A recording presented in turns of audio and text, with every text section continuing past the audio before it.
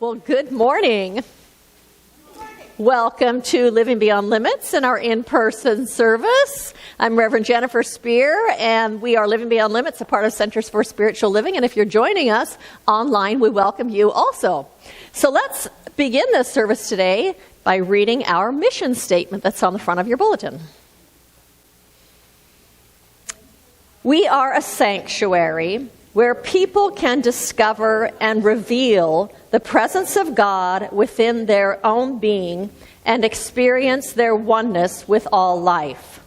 Through the realization of this inner presence of love and peace, we give way to the evolutionary impulse of the divine and become a beneficial presence in the world. So really what I think that we are doing here at Living Beyond Limits is we are coming home to ourselves. We are coming home to our own divine essence, the part of us that is of spirit, the part of us that is spirit incarnated in this human body, living this human life.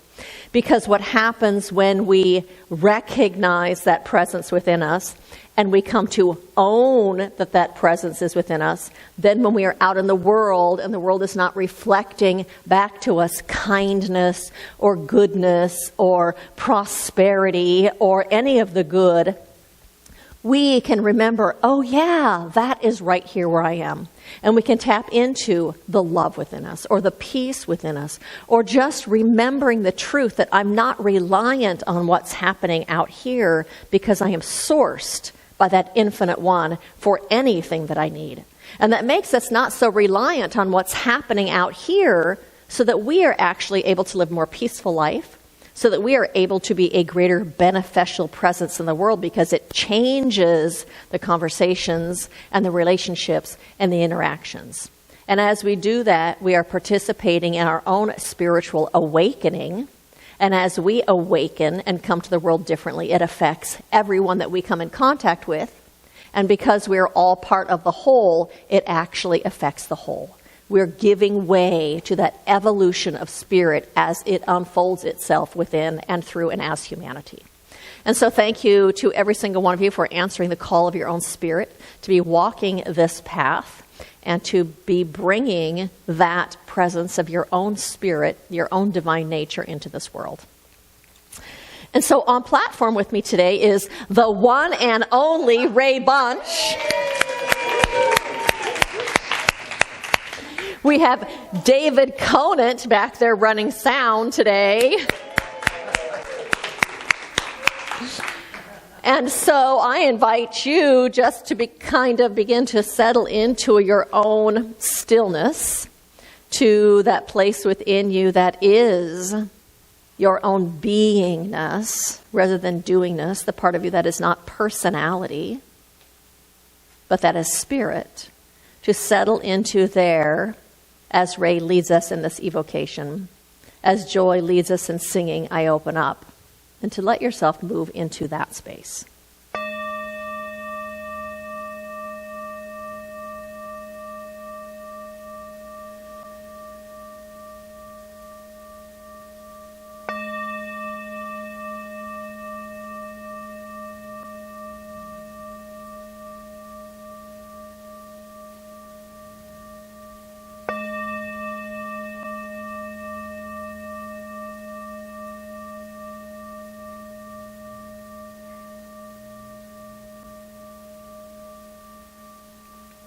Join me in an invocation, just allowing my words to be your words for a moment. Allow yourself to go even deeper than you already feel, to the very core of your own essence, that place where you actually find me.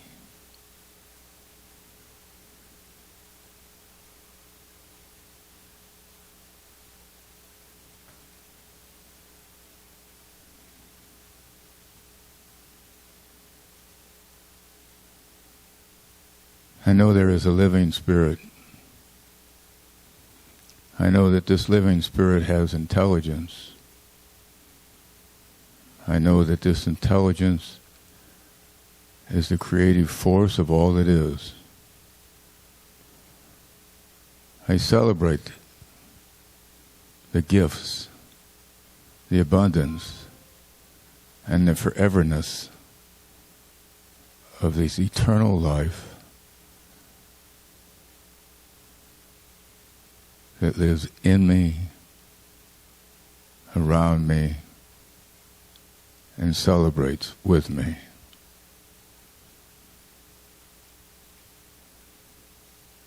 Today I speak my word and declare that Larry C. is healed and taken very good care of as he goes through a little process. I acknowledge Jennifer as our minister and just celebrate her willingness and her commitment to share herself with us in a beautiful way. I bless everyone that's here, everyone that's around us, everyone that's on the planet, every animal, every tree, every bug, all of it, for it is truly divine. And I know that this service is life-changing,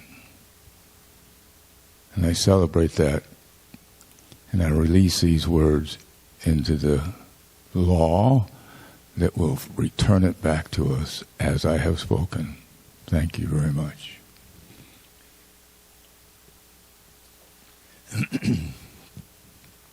So it's been a long time since I got to play with you guys, and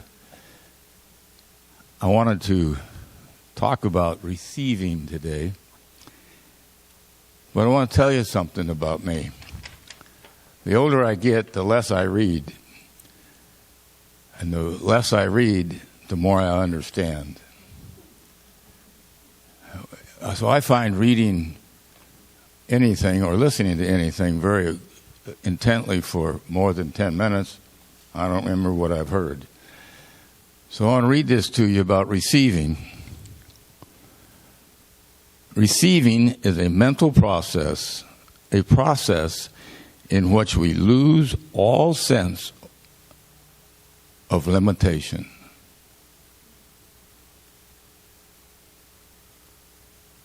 Receiving, by the way, this is written by Ernest Holmes, and it's in a little book called Creative Mind. Receiving is a mental process, a process in which we lose all sense of limitation.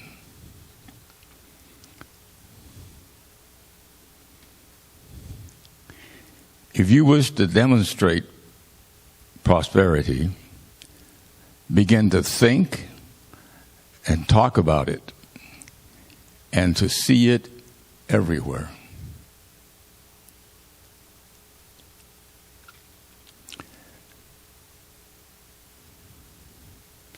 Do not concentrate. We'll start that again. Do not contradict these thoughts, either mentally or physically. The world is full of good. Take it and forget all else.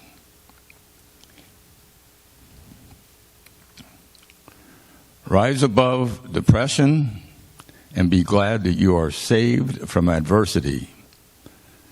The human mind needs to be cleansed from all the morbid thoughts that bind it through its false beliefs. The human mind needs to be cleansed from all of its morbid thoughts that bind it through its false beliefs. I don't know how to say any more than that. Thank you. So this month, we've been following a theme that has come out of home office, and we've been talking about abundance. And so the first week, we talked about how our beliefs and our attitudes are reflected out into the world and then are reflected back to us as our experience. And so if we aren't experiencing an abundance of the things that make our lives feel rich and that make our lives feel full, it serves us then to discover what those limiting or false beliefs are that are keeping that flow from flowing to us, to challenge those beliefs and to change those beliefs. And so one of the ways that we change some of those beliefs once we discover them is through using affirmation, through doing affirmative prayer, through telling ourselves another truth, really, that's a bigger truth than the one we've been believing. And then last week we talked about one of the ways to increase our experience of abundance in our lives is through giving. That giving, actually, in our giving, we open ourselves to the divine givingness of the universe. That as we give, we actually place ourselves in that flow of good. That it's kind of like turning on a faucet. That as we turn on the faucet in our giving, it opens the flow through that faucet so that more can flow into our lives. And so that means then if you want more friends, you act like a friend. You give friendship. If you want more love in your life, you give love. If you want more money in your life, you share of the money that you have or of things that are of value, and that opens the flow so that more of that can flow into your life. And so today we are talking about abundance again, and we are talking about increasing our experience of abundance by increasing our receptivity. And one of the ways that we increase our receptivity is by raising our expectancy. What it is that we expect from life. And so Ernest Holmes, in Living the Science of Mind, said, if we are to demonstrate the divine givingness is a principle in the universe, then we must set up a receiving center. For no matter how abundantly the horn of plenty may pour its universal gifts, there must be a bowl of acceptance. A chalice of expectancy, or the gift cannot be complete. And so I have a question for you. So when someone offers you a compliment, do you brush it off? Do you poo-poo it? Or do you graciously accept it? Do you actually take it in and own it and feel it? Or are you more like Teflon where it just bounces off of you? If someone offers to buy you lunch, do you accept that and allow that person to buy you lunch? Or do you arm wrestle over who's going to pay the bill? Do you expect your needs to be met? Or do you worry and fret? And when there's a challenge that arises in your life, do you look for new creative solutions and actually expect to find a solution to the problem? Or do you tell yourself things like, this is never going to work, and then feel hopeless about it? That expectancy is the thing that creates the experience that we're having in the world. Do you typically have faith and trust? Or worry and fear? You know, we all want to have confidence, and we want to trust that our needs will be met, that we will have what we need when we need it. We all want to have the things that make our lives feel rich and full, the things that make us feel full and content.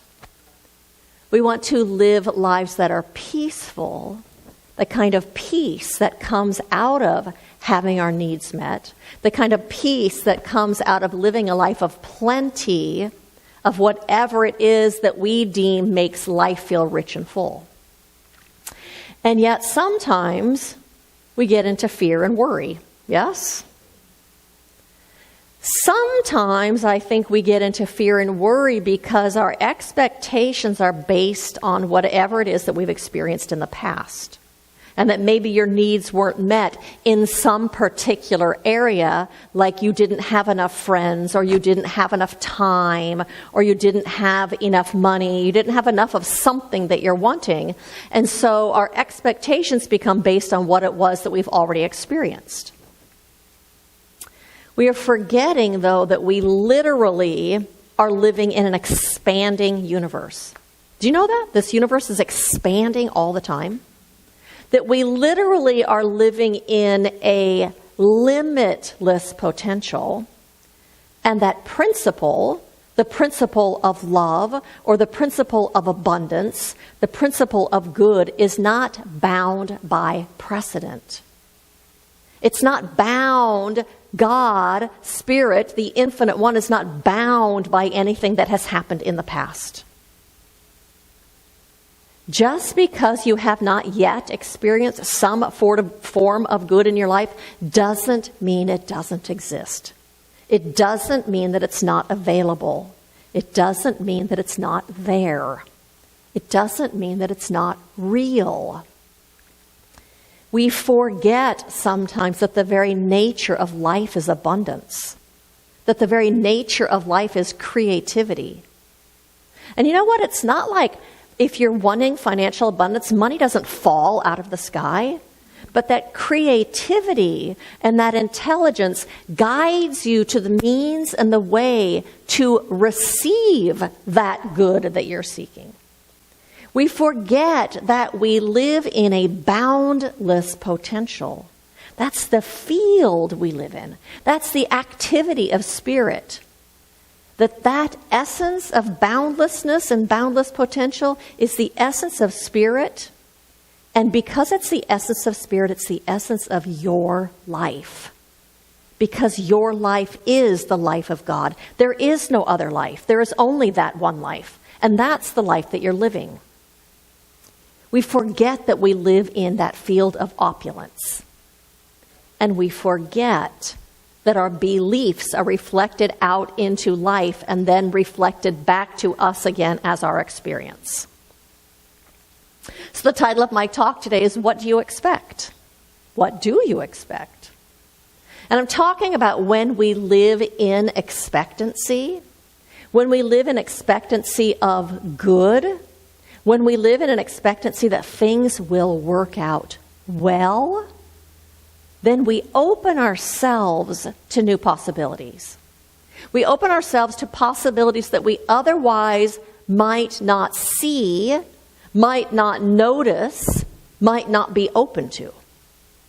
And in turn, because we are open, then we are receptive to that, and that is available then. We are available for that to come into our lives.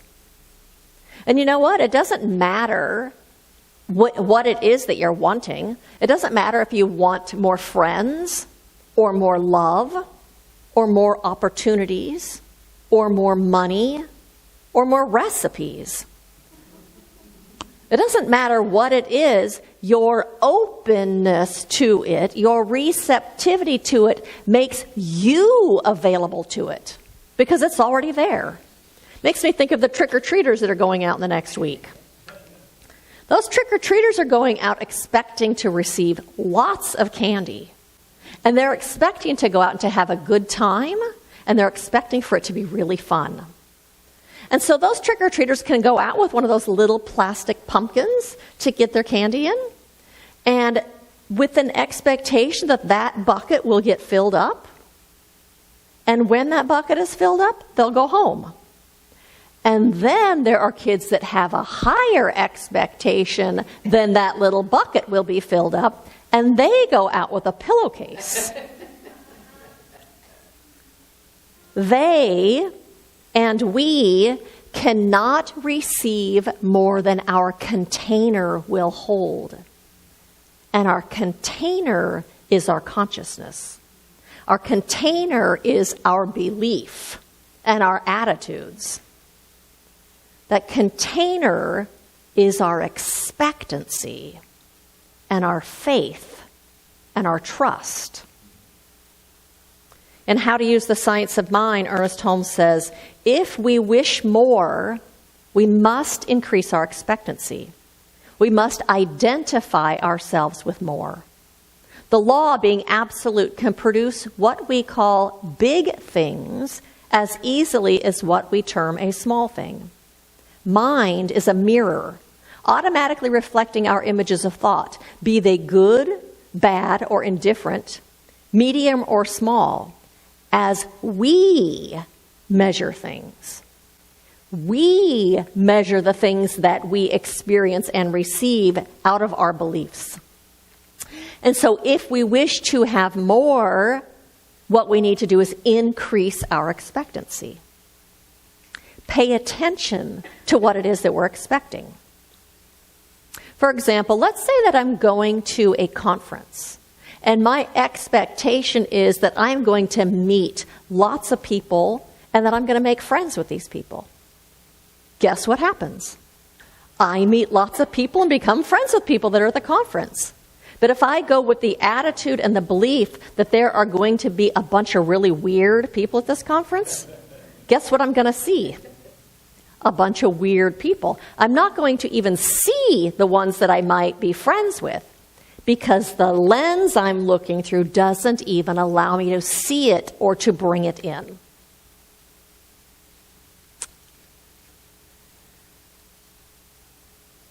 Colleen and I have this little joke that she says to me when I leave the house to go run an errand. She says to me, "Don't talk to strangers," knowing very well that I talk to strangers everywhere that I go. And my response to her is, well, if I don't talk to strangers, how am I going to make new friends? And I do. It doesn't matter where I go. I end up talking to people because I have an expectation that I'm going to like people. I have an expectation that we are somehow already connected to each other. I have an expectation that people out there are interesting. And so we're going to be going on vacation the first Sunday of next month because we're going to be dark here. And so I made reservations at an Airbnb in Topanga Canyon. I've never stayed in Topanga Canyon. So, of course, I'm very excited and I'm anticipating having an adventure and finding new things to do and having new experiences. And so I've been looking online, researching restaurants and places to go hiking and beaches to go to and things to do. And so if you are planning a vacation and you expect to have a great adventure on your vacation, that expectation opens you to the possibilities. It opens you to the opportunities that are there. It opens you to a great adventure. And out of your enthusiasm and out of your excitement and out of your expectancy, you start looking for things to do, right? You start going online and researching things. You start reading articles and books. Maybe you start talking to people that you know that have been to that place before and ask them what they've done. And in turn, you find places to go. And in turn, you create a great adventure for yourself. But it's all due to your expectancy and your openness. And so your openness and your expectancy doesn't create the things that there are to do out there. It opens you to the potential that's already there. It opens you to the possibilities that are already there. So having faith and trust and expectancy that you will live in abundance of whatever it is that you want opens you to all sorts of situations and possibilities and opportunities that you wouldn't notice if you weren't expecting it to show up. It sets us up to discover the ways and the means to that particular good that we're wanting to have in our life. Does that make sense? It opens us to the good because the good's already available. We talked about this. We live in this abundant universe. It is abundant. What did I tell you the first week? There's enough money in this universe for every single person that's alive to have $8 million, I think it was. There's an abundance of everything, an abundance of friends, an abundance of opportunities, an abundance of jobs. There's an abundance of everything in this universe. And your consciousness avails you to it or not. In the Science of Mind textbook, Ernest Holmes says, we should expect the best and so live that the best may become part of our experience. And so my invitation to you is to expect good, to expect the good, expect the best. Expect the good that you desire to show up in your life and to show up on time. Have faith. Have faith that good wants to happen. The good wants to happen in your life. It is your divine inheritance. And that good is how life expresses itself fully. That good that you're desiring is how spirit shows up and expresses itself fully. But it takes your receptivity in order to experience that good. And if you hold some sort of belief that you don't deserve, that you're not worthy, that you can't have, whatever those beliefs are, work on that. That's what we talked about that first week. Discover what those beliefs are and turn them around through using affirmations and doing affirmative prayer. And if you're holding tight to what it is that you already have out of fear, give. Give something to unclog that flow. Give so that you are opening the faucet in your giving so that you are more open to a greater flow coming into you. Open the spigot and anticipate your good.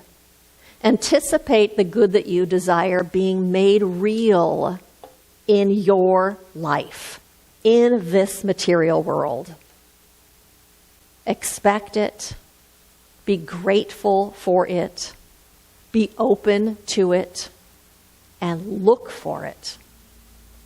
Because it truly is already there. And it truly is already yours. And so blessings to each of you on this path of unfolding and discovery and living this life in spirit and living this life in the bounty. Blessings to you.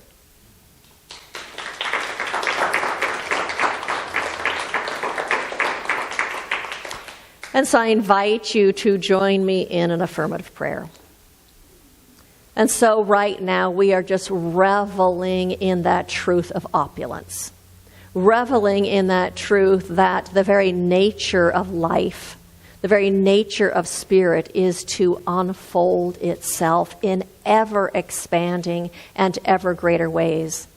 I recognize that in this presence is boundless potential, infinite potential and boundless good.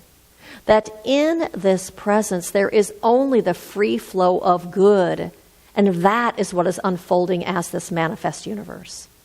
That in this infinite presence there are no obstructions, there are no delays, there are no hindrances. There is simply the outpouring of that good. For that is the nature of life, and that is the desire of spirit itself, to express itself, to unfold itself in its fullness. And so today we show up as open receptacles, open and available in faith and in trust and with expectancy of a greatest good that we could ever wrap our minds around. And so I know that as we walk today, as we leave here, that we walk in that presence and with that presence, and it is unfolding a blessing in our lives so big that we could not possibly contain it. For we are just simply one of the aspects of life, and that opulence is everywhere around us. And so I speak this word also about every person that's in this world, knowing that they also walk in this presence and that that presence is unfolding itself as their lives, meeting every need before the need is spoken for the good is already present. It is already made. It is already available. And today, as we speak this word of openness and of receptivity, I know that that creates an opening in this universe so that there is greater receptivity everywhere. And so I know that Spirit is unfolding as the thing that each person has been seeking, with ease and with grace and with flow.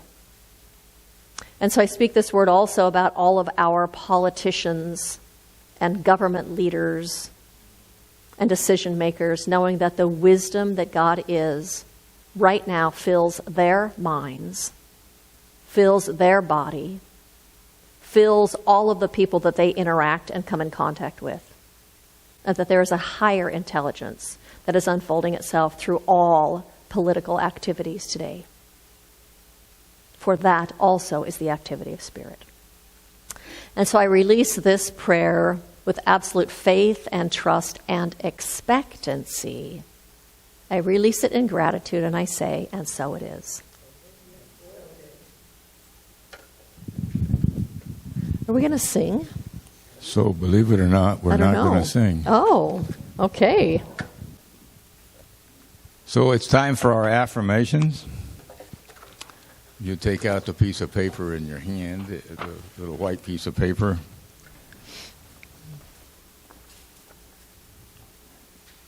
If you read this with me, I'd greatly appreciate it. I have faith that good wants to show up in my life, for it is a life expresses itself. Today, I expect the best, and so it is. Thank you very much. And so I have a couple invitations for you. One is there have been questionnaires out on the chairs every week for the past 3 weeks, and they are asking you what is it that you like best about Living Beyond Limits, and what is the thing that is most important to you right now spiritually? What is it that you're seeking? We didn't put them on the chairs. They're on the back table. That is actually to enable us to best support you, to make sure that we are continuing to do the things that make this center a place that feeds you, and to make sure that we're doing the things, if we aren't doing them, that your soul, your spirit is yearning to experience. So they are on the back table, and there are pens. If you have not filled one out yet, would you please fill one out, and you can give it to me or anybody that's on that leadership team. We are having next week a fundraiser pancake breakfast, our very first pancake breakfast. It's being sponsored by Matthew and Rebecca and Chris and Peggy. It's going to be at Chris and Peggy's house right after service. We are selling tickets. I think Jan's going to be back. They're selling tickets. If you have not bought a ticket yet, it's $15 and kids are free. We'd like you to buy a ticket so that we know who's coming, so we know how much food to buy. So we'd love to have you do that next week.